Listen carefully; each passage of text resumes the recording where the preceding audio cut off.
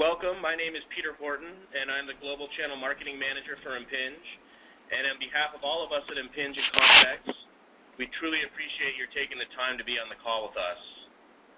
Now, joining me today is Tracy Hillstrom, also from Impinj, and she's our Senior Product Line Manager, responsible for the Speedway Reader and Antenna product portfolio.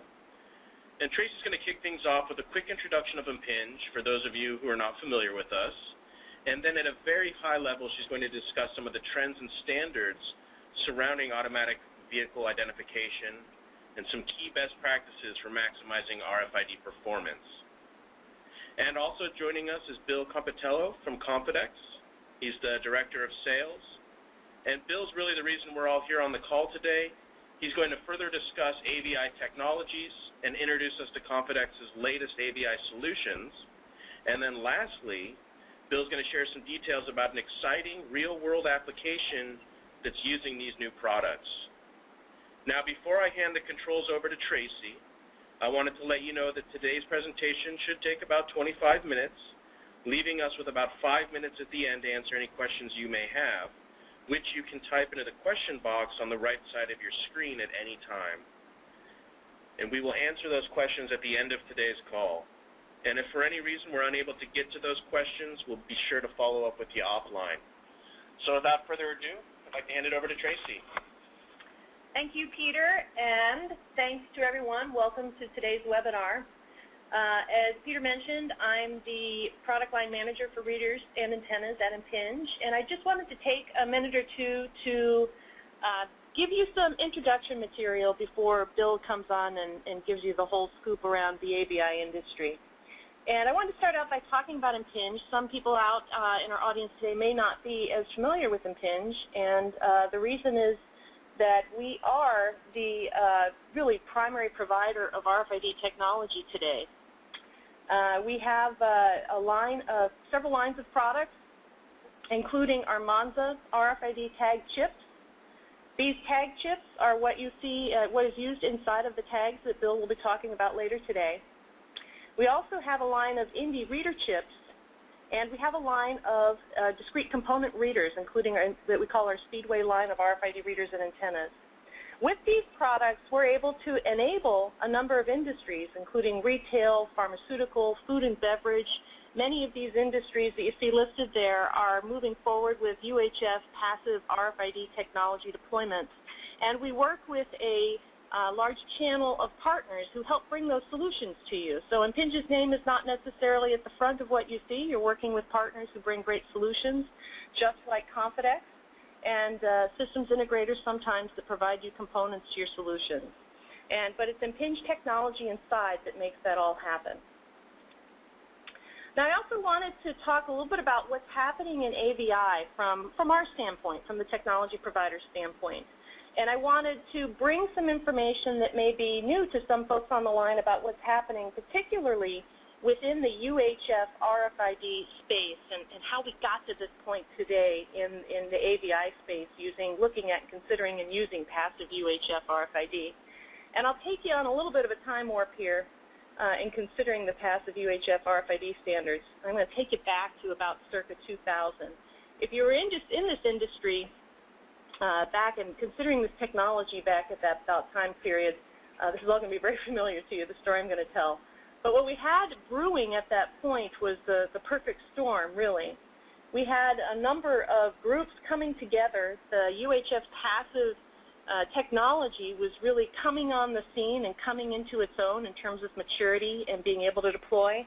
And we had a lot of groups all vying for their various interests, including standards organizations like ISO and EAN and UCC, and we had a new person on the block, the Auto ID Center, expressing a lot of views about standardization in that time period.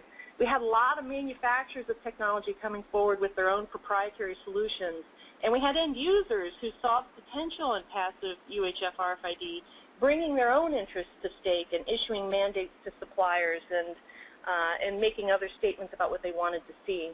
And in the midst of all of that, we had a lot of unrest. It was just a big storm brewing. It was very hard for anyone to move forward.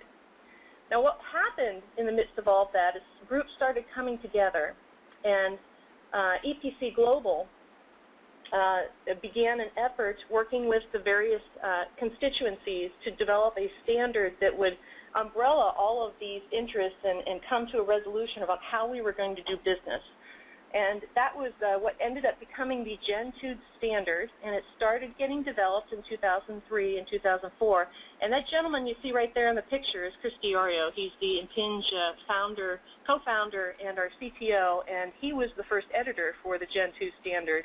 And you'll see him right there getting an award for the work that he did in bringing all these groups together and getting to a resolution on how we're going to do passive UHF RFID. And as a result, you'll hear sometimes that passive UHF RFID is classified as Gen 2 Class 2.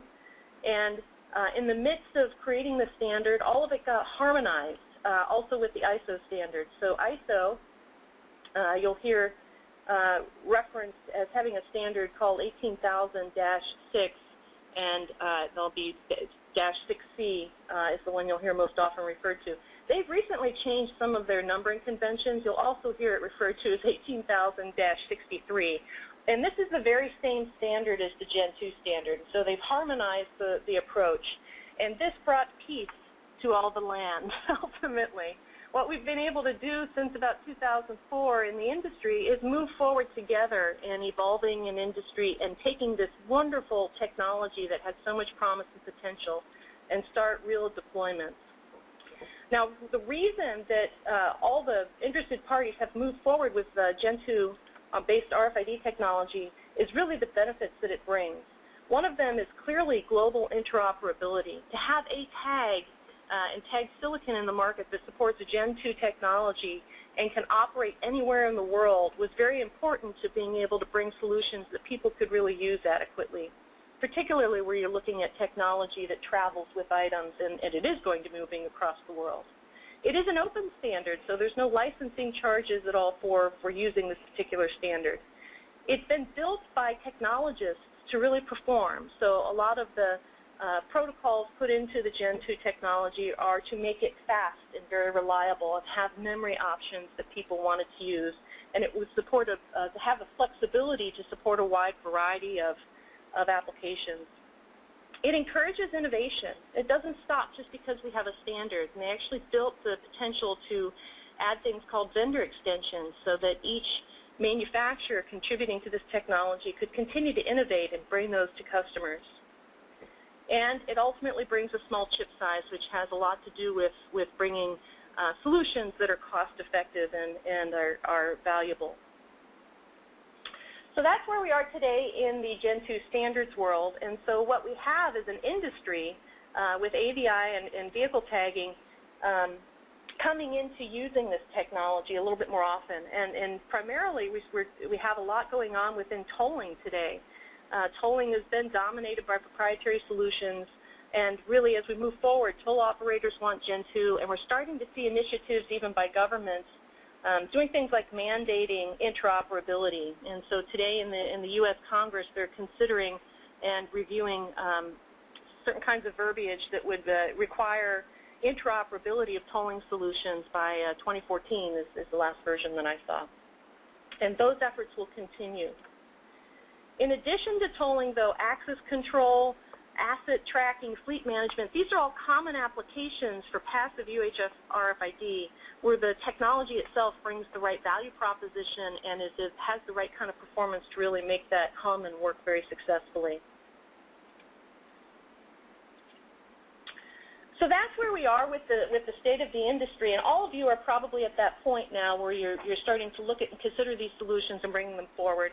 And I have a few pieces of advice for you as you look at what you want to do with vehicle tagging and making sure that you're maximizing your RFID performance. And so I'm going to give you the top 5 ways to vehicle tagging success in rough order of magnitude. And I'll start with the 5th one. If you are new to RFID, please seek out expert assistance. This is a technology that is very powerful, it's very flexible, but as a result it has a lot of knobs and whistles and levers to pull, and so getting someone involved who's done this before is really going to be helpful. And this is where your folks at Confidex really know what they're doing and can be a good advocate and a good partner to you. We have a global network of partners, and Confidex is part of that. And so there's a lot of experience out there that you can take advantage of. You want to make sure that you deploy proven reader technology. And this is really important because there's a lot of work that's been done to optimize the reader interaction with the tag. At Impinj, we have the ability to bring optimizations because we have tag silicon products and we have reader products, and we're able to look at both ends of the communication stream and make sure that we're bringing the best possible performance to each one. And so you want to look at what readers are out there being used today and make sure you're deploying with something that's been proven in the field to be a high-powered, reliable piece of technology so that when you install it, you get your full value out of it. You want to be efficient in delivering power to the tag. For most of you, that's going to mean looking at your cabling lengths. And so when you, in particular in AVI, you're oftentimes trying to run cable as far as you can get it out to where the cars are. And so that's something that you're going to want to pay attention to. There is a loss that happens over cable length, and it will impact your overall ability to deliver power to the tag. So you want to try and find ways to minimize that. In some cases, you're going to want to consider redundancy, and I'll give you an example. We work with a lot of partners who actually bring race timing solutions to our customers. And where they're looking for that extra bit of security, that extra bit of I want to get my readability into the 3 nines kind of level or higher, they look at doing things like adding multiple read lanes. And so you'll see not only one finish line, but maybe 2 and sometimes 3 finish lines in order to build in redundancy. And it's a really good strategy to consider where you've got that particular need to be as powerful as you can be in your readability. And lastly, you want to make sure you choose the right tag for the job.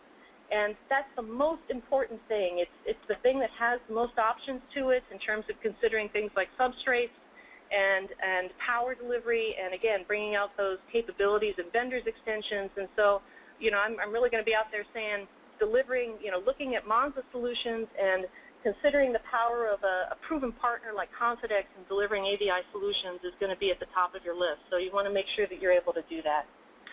So with that, I will turn it over to Bill, who really has most of the information that's going to be very exciting to hear about. Okay, thank you, everyone. Again, my name is Bill Compitello. I'm with Confidex, the Director of Sales for the Americas. And I want to thank Tracy and Peter, of course, and Impinj for co-sponsoring this event with us. All right, so first thing I'm going to do is do a brief introduction of Confidex, tell you about the company and what we do. Confidex is a leading supplier of RFID tags, tickets, and related services to make supply chains, transactions, and authentication of goods and people more efficient and secure. Confidex products and services include UHF RFID hard tags, which are generally ruggedized metal mount tags, and special labels, which include waterproof tags for plastic containers. Personalization services like custom labels and encoding, contactless tickets primarily for the public transport industry, and NFC tags and labels.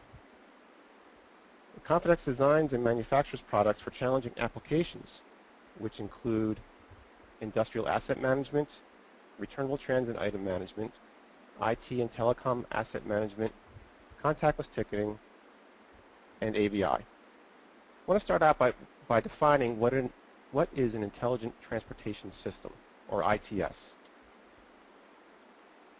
An intelligent transportation system, or ITS, is an advanced application which aims to provide innovative solutions towards a smarter use of transportation networks. There are many motivations to using an intelligent transportation system. Some of these motivations are where the previous focus has been on building capacity. I skipped ahead. Traffic congestion is reducing infrastructure of transportation infrastructure. So congestion is increasing travel time, air pollution, and fuel consumption on today's modern roads. Where the previous focus has been on building capacity to alleviate congestion, with ITS we can now focus on better utilization of the transportation infrastructure. We can do this in several ways. We can affect people's behavior by usage-based pricing, making people use the off-peak usage in public transportation, incentivizing off-peak uses in public transportation by making the prices different for what time of day you might use a road with the toll collection. You can also implement safety with variable speed limits. Depending on the weather or other traffic conditions, you can change the speed limits on using an ITS system.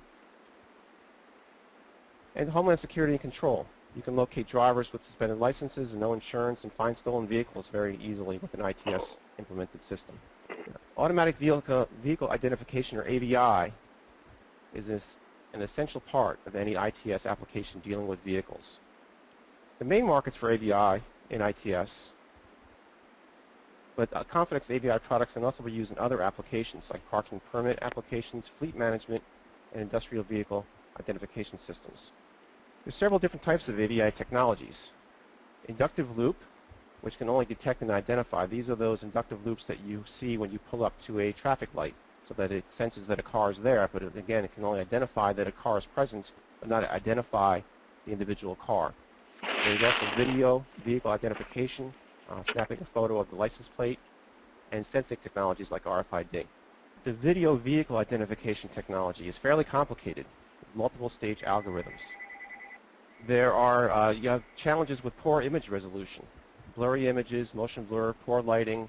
You get dirt on the plates, vanity plates and covers on plates make it very difficult sometimes to get a clear photo of the license plate and be able to get the resolution that you need to identify it. Video vehicle identification is reported at only a 92.6% recognition accuracy. There's also dedicated short-range communication, or DSRC, which is widely used around the world for electronic toll collection, with communication ranges up to 10 meters. The systems are usually proprietary. There's no standards. So you're tied to a specific vendor when you buy their system. There's no interoperability currently, and there's no standard, so that you're again tied to one system, unlike UHF RFID. And the battery lifetime you have to deal with is between 5 and 7 years. With passive AVI technologies, you have low transponder price, which allows a very versatile services for consumers. You get annual contracts, limited use, or even single use. You have well-standardized systems, system components, so you're not locked to a single supplier. Tank form factor allows use of vending machines and final customization on-site when needed. There's no batteries to replace, but it does, however, require cameras for enforcement, but this is the case for any AVI technology that uses an RFID type of implementation, whether it might be passive or active. The Confidex AVI product family includes a license plate tag and a windshield label. And these can be used for many different applications, including parking permit control, fleet management, traffic management, checking vehicle registrations, insurance documents, license plate authentication and control. So there's many different applications for using these AVI products beyond the tolling applications. A little more details about the Confidex products. The windshield label is attached directly on the windshield with adhesive using the Impinj Monza 4E. Has read ranges up to 8 meters. We offer various personalization options, including color printing and encoding. It's printable and encodable with standard RFID printers. So it's delivered on reel, so it can be fed right into these printers. Offers tamper evident, so it's non-transferable. The Confidex license plate tag is attached directly on the license plate with both adhesive and backside rivets, so it's very difficult to remove, so we consider it a permanent connection. Also using the Impinj Monza 4E. Again, read range up to 8 meters. We also, again, offer various personalization options, including laser marking, and printing and encoding. It has a very low profile design to fit well with the look of the license plate. We also have battery-assisted passive, or BAP, windshield labels in development. I'd like to talk to you now about a very interesting and exciting use case in India, in the Maharashtra state of India, where AVI was used to identify heavy traffic vehicles and provide instant access to vehicle data at the border checkposts. Personalized Confidex windshield labels were used in this project, and the project partners were the Maharashtra Border Checkpost Network, HCL Infosystems, Raj Kamal Barscan, and Confidex. A little bit of background on this use case. or this project. Maharashtra is India's capital state.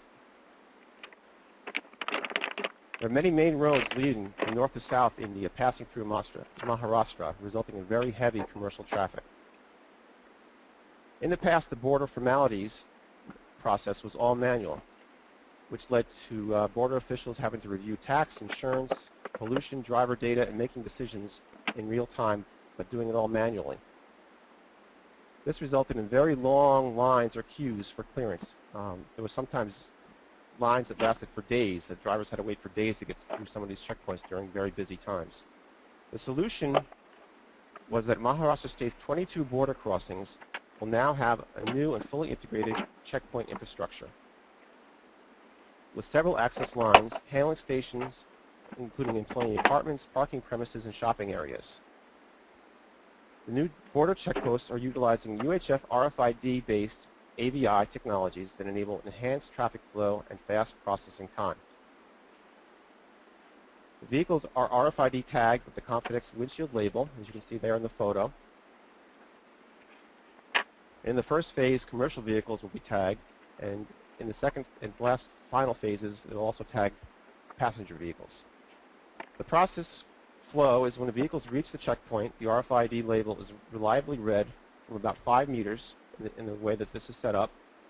Fixed readers and antenna are set up into the sides of the lanes, and cameras are used to identify the license plates. So this is all automated, so that all this data is sent to the border agent's computer terminal in real time.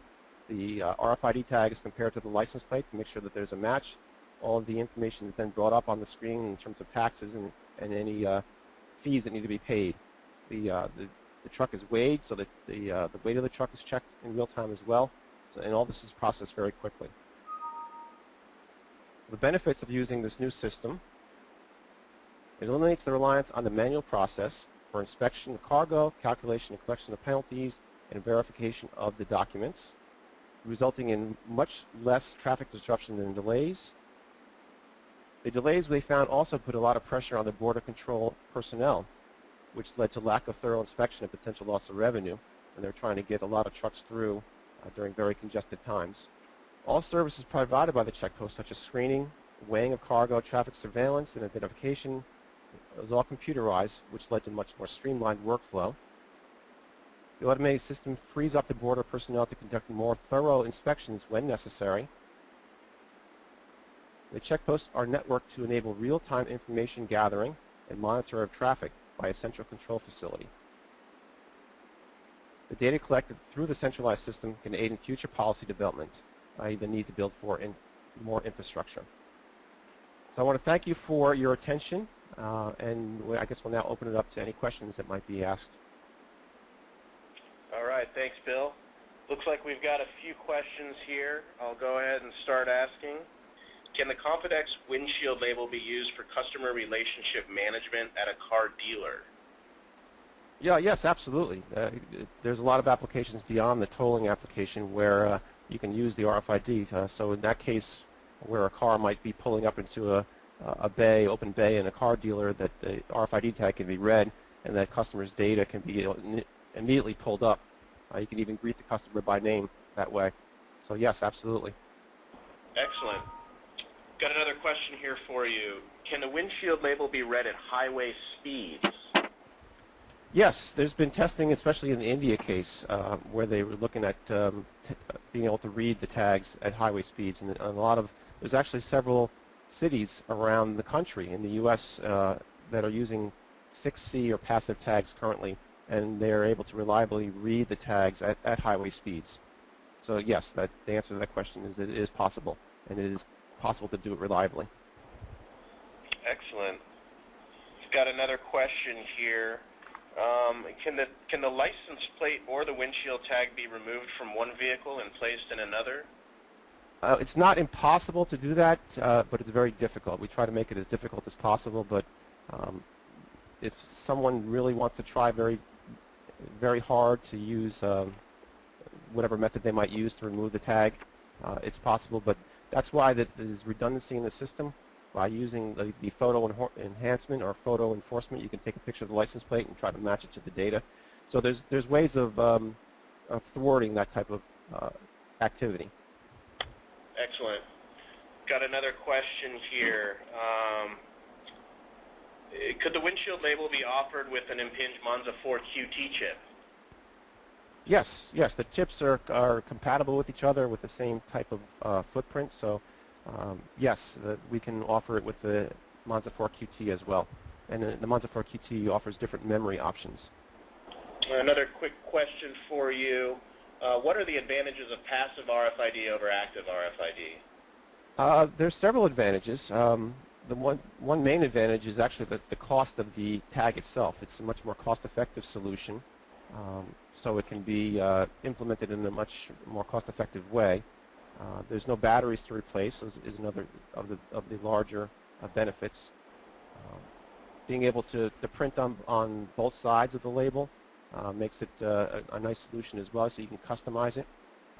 Another question for you. The windshield label specifically, is that compatible with industry standard RFID printers? Yes, it is. You can use industry standard printers like from Zebra and Sato, for example, that they can be easily fed through those printers. Confidex also offers that service where we can send them pre-printed. We can print barcodes, we can do color, we can do black and white, we can do any kind of printing that you want on both sides, which is actually a unique feature in this case.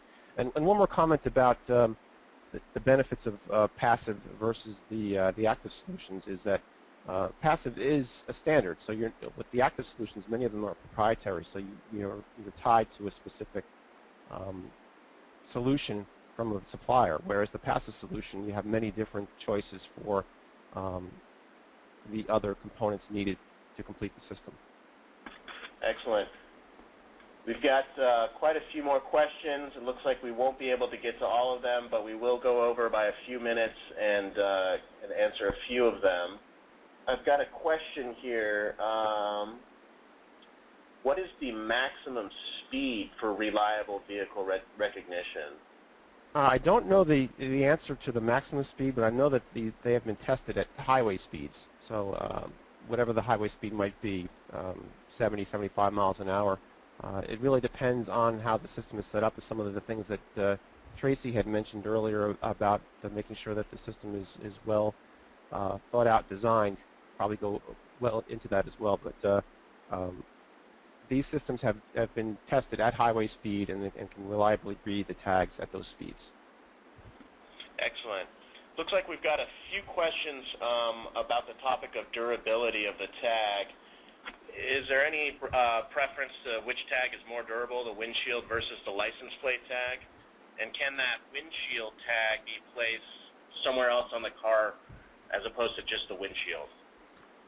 Okay, yeah, that's a good question. The windshield label is designed to go on the inside of the windshield, so it doesn't necessarily have to be designed to be as durable in the sense that it's not going to get, or hopefully not going to get wet and rained on, being on the inside of the vehicle and immune from impacts per se. Whereas the license plate tag is designed to be used on the outside of the license plate, on the outside of the car, so it's a much more durable tag. It's hard, it's designed to withstand impacts and waterproof and all those other features. So they're really two different tags for two different areas on the car. And the windshield label is designed for maximum performance on glass. So it wouldn't work very well if you placed it on a metal surface, for instance, on anywhere else on the car. So it's designed to work on the glass surface, whereas the license plate tag is designed to work on a metal surface. So it wouldn't work as well if you tried to put it on glass. So they're really two different products for two different applications. But for instance, the license plate tag could be put somewhere else on the body of the car that were metal. That wouldn't be a problem at all. Excellent. Got another quick question here. Do weather conditions have any effect on the tag's performance? No. They're designed to work. Well, the license plate tag is designed to work in all weather conditions, and the same thing for the windshield label. And the only thing I could think of where weather could be an issue is if the car is buried in snow, but then it's not going to be moving that, so you're not really trying to read especially the windshield label in that condition. But other than that, no. If it's raining or other weather conditions, it should not affect the readability of the tags. Excellent. Got another quick question here. What are the U.S. RF license requirements for your product? Well, maybe you guys can help me answer that, but I don't think there's any license requirement for it because it's the UHF standard band that's identified for RFID, which doesn't require a license as far as I'm concerned. That's right, Bill. This is the Monza silicon itself operates in the U.S. in the frequency band that's been allocated for unlicensed operation for RFID use cases. So long as the Impinj readers also comply with that. So when you're using Impinj readers and the Confidex tags here, you are operating in a license-free allocation of band from the FCC. So now that mandates a 4-watt radiated power or EIRP solution, and that's what we comply with.